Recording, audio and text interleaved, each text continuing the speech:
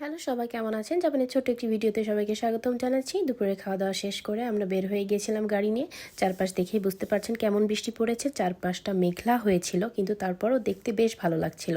মানে এই পাশের ফুলগুলো ছিল একদম পিঙ্ক কালার, মাঝখানে ছিল একটু সাদা কালার, মানে এত বেশি সুন্দর মনে হচ্ছিল আমি একটা অন্য জগতে চলে এসেছি।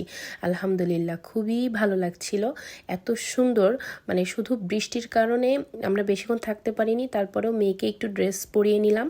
ও অন্য ড্রেস পরেছিল, পরে ফটোশ্যুট করানোর জন্য একটু ভিডিও করার জন্য ওকে ড্রেস চেঞ্জ করে দিলাম।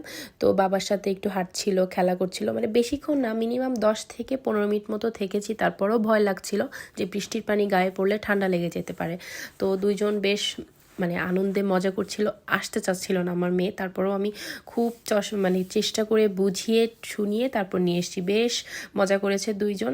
জায়গাটা এত বেশি সুন্দর, বৃষ্টি না পড়লে হয়তো আমরা 3-4 ঘন্টা ওখানে কাটিয়েই। এটা অনেক সুন্দর ছিল, কিন্তু এটা একটা কটেজ ছিল, মানে পিকনিকের জন্য এই জায়গাটা সবাই বুক করে। এই যে আশেপাশে বাসাগুলো দেখছেন সবাই,